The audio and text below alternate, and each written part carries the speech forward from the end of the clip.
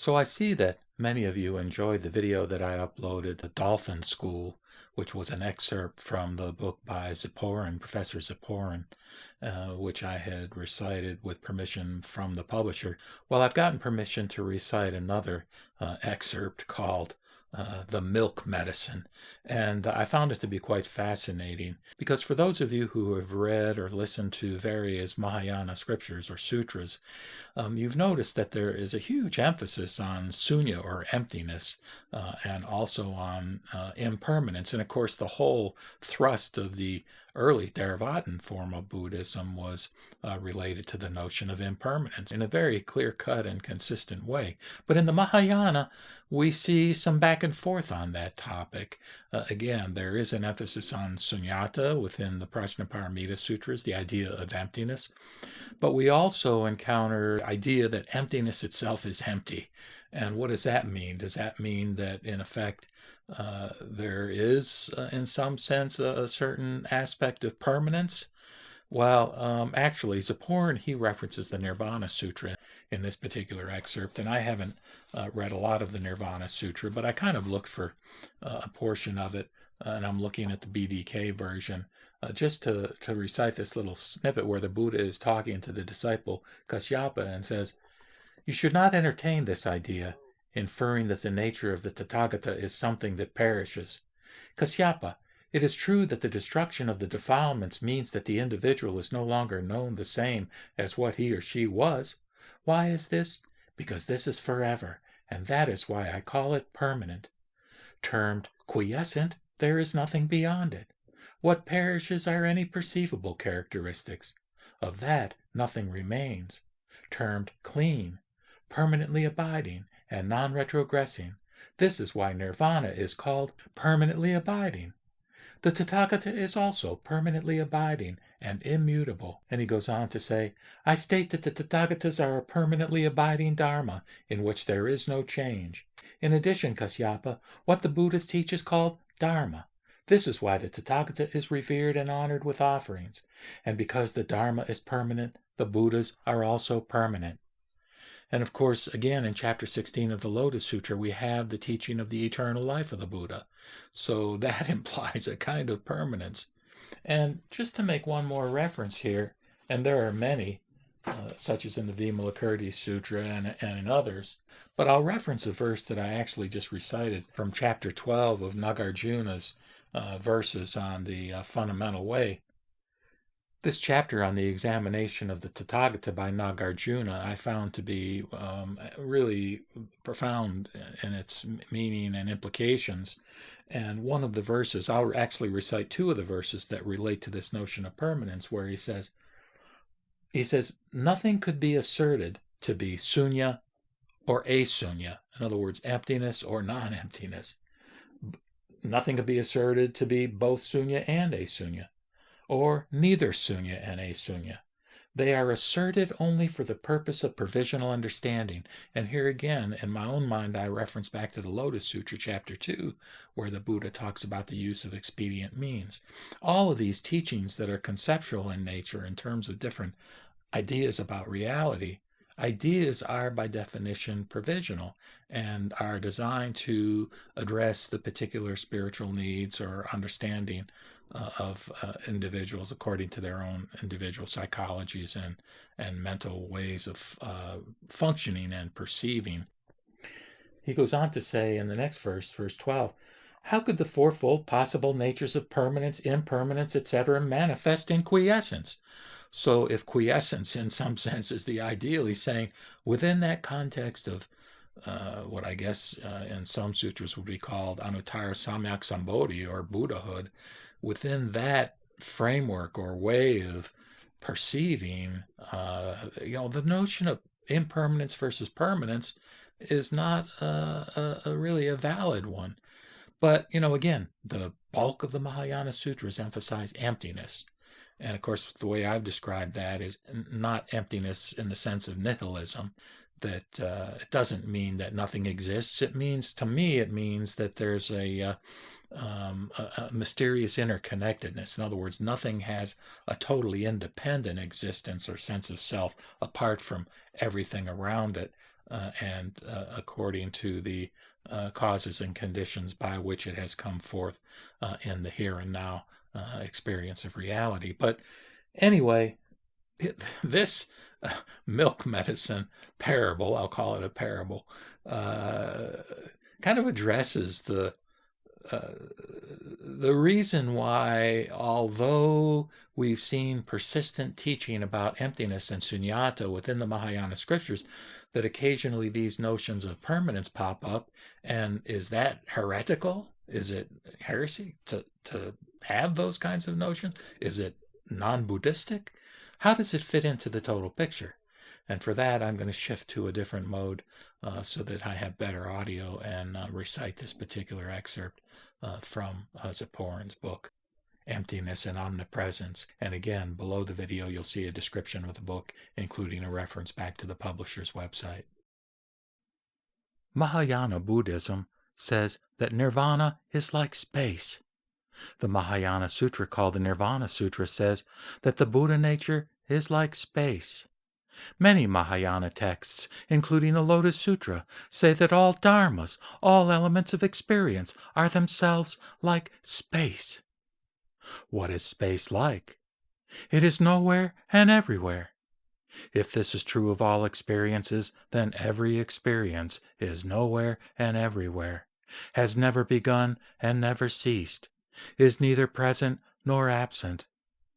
What is it? Empty. That is ambiguous. That is findable everywhere, but not having to be found anywhere in particular. Like space, it is present always, also as its absence, as the presence of the something else. What then is the state of suffering?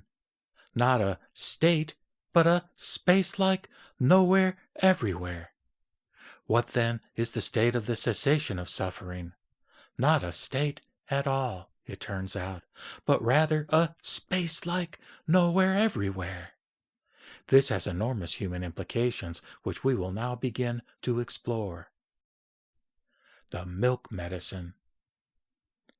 Buddha nature is the term often used for this all-pervasive but never unambiguously present reality.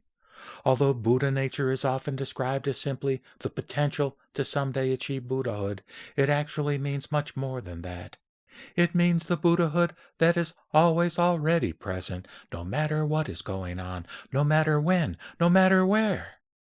Early Buddhism described all phenomena as impermanent, non-self, suffering, and sometimes impure, that is, defiling and never unmixed. The Nirvana Sutra describes the Buddha nature as the precise opposite of all four of these, as permanent, self, joyful, and pure. Just like nirvana as presented in the old pre-Mahayana Buddhist teachings, Buddha nature is simply the precise opposite of all conditioned phenomena. But now, as permanent, it is understood to have no beginning and no end. It is always there, whatever is happening. Buddha nature is the pre-existent, always already present nirvana, the nirvana already in all things. And it is even what nirvana never was, even in early Buddhism. Self, the big taboo throughout all of Buddhism. How can this be? This seems to make Buddha nature simply another word for the universal self, or Brahman, the emphatic rejection of which by Buddhism was really all that made Buddhism Buddhism, rather than a weirdly evasive form of Hinduism or pantheism. Is this correct? In the same Nirvana Sutra, the Buddha tells a story meant to answer this question. I will paraphrase it here and embellish it a little to make the point more clear.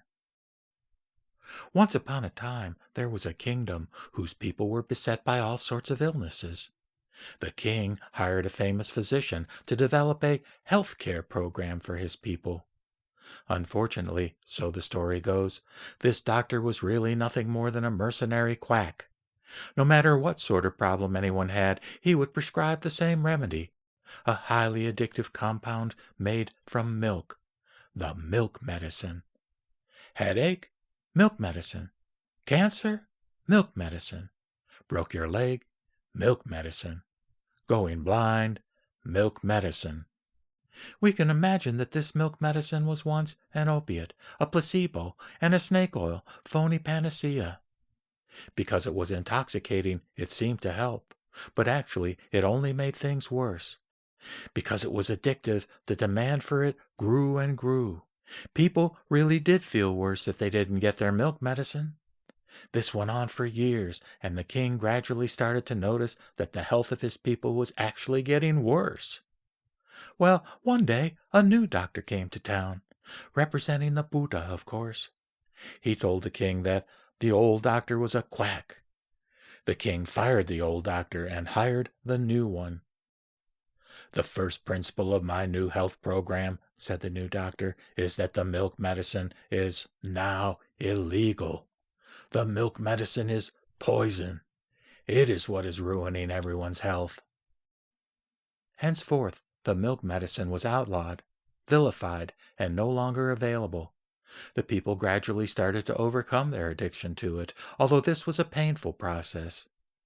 Then the new doctor began to give them specific cures for their specific ailments. A certain herb for your headache, another kind of treatment for your cancer, a cast and bed rest for your broken leg, some surgery for your blindness. Each treatment was different because each ailment was different, but they had one thing in common: no milk medicine. Avoid the milk medicine at all costs. The health of the populace was now in good shape, but one day the king himself became sick. An odd illness, a severe illness, came upon him. He called for his physician.